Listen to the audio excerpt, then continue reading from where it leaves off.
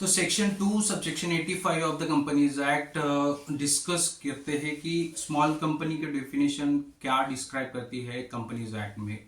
तो literally confusion ये होता है कि पब्लिक कंपनी क्या है, प्राइवेट कंपनी क्या है, स्मॉल कंपनी को डिफाइन क्यों किया गया है, पर्पस क्या है। तो लिमिटेशंस और पर्पस को देखा जाए तो ये बोल सकते हैं कि अगर स्मॉल कंपनी को हम ट्रीट करते हैं in respect of a law, तो फिर there are the some exceptions.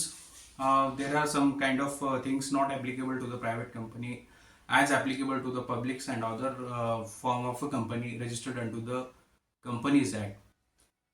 तो फिर सर डिस्कस करते हैं कि क्या होती है स्मॉल कंपनीज, क्योंकि स्मॉल कंपनी को अगर जनरली में कॉन्सेप्ट ये है कि टर्नओवर और जो पेड अप कैपिटल के लिमिट्स है वो हर बार देखी जाती है।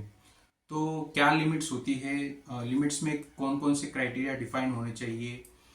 तो चलिए जानते हैं कि ये स्मॉल कंपनी को देखते कैसे हैं। तो सेक्शन 2 सब सेक्शन 85 जो कि डेफिनेशन के चैप्टर में डिफाइंड है कंपनीज एक्ट के 2 सब सेक्शन 85 ये बोलता है कि the small company other than the public company, other than the public company, other than the public company means a public company cannot be treated as a private company. Oh sorry, public company cannot be a small company. तो हाँ, तो ये है section 2 subsection 85। And the paid up capital of it shares, generally क्या है कि while dealing with this section as per the act, उसमें limit defined है कि the paid up capital we does not exceed 50 lakh rupees और such higher amount as may be prescribed which shall not be 10 crore. The limitations is set into the law that कि paid up capital of a particular company can not be exceed 50 lakh rupees and और such higher amount that should not be more than 10 crore.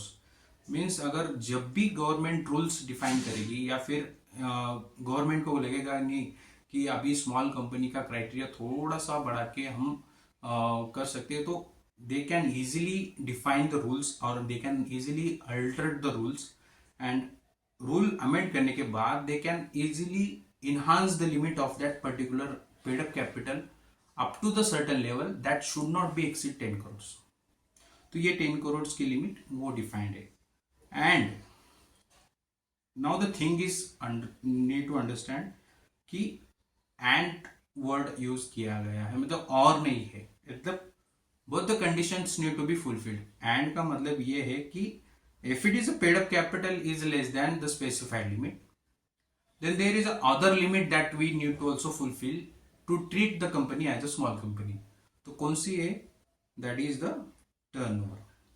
Means the turnover of as per the P&L profit and loss account or the immediately preceding financial year.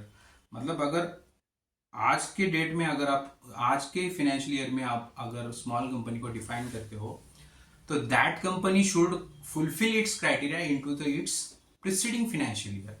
मतलब अभी अगर इस financial year में देखना है तो पिछले वाला जो फाइनेंशियल ईयर है उसमें उसका turnover has not should not to be more than 2 crore rupees and as may be prescribe and which shall not be more than 100 crore rupees.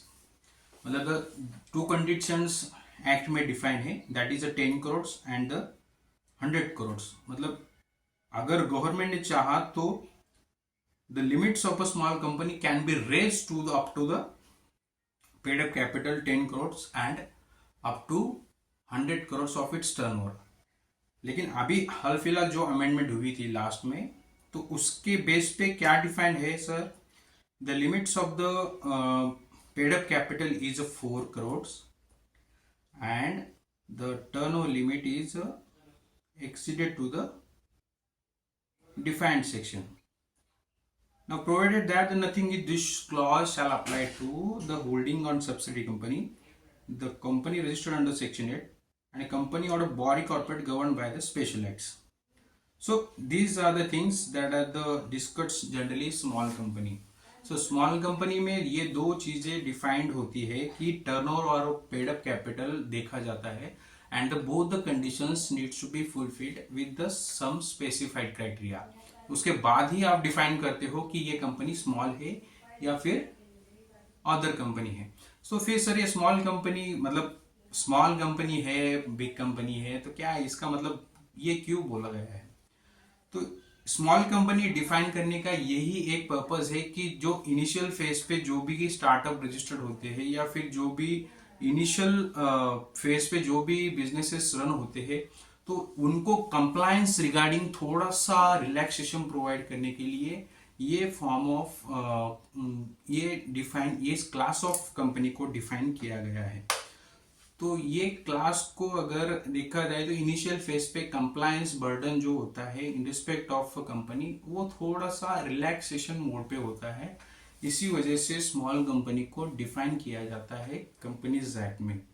तो जो भी बिजनेसेस रन होते हैं फॉर द स्टार्टिंग, जो इनका टर्नओवर कम है, they need to start their business for the run basic initial purpose पे.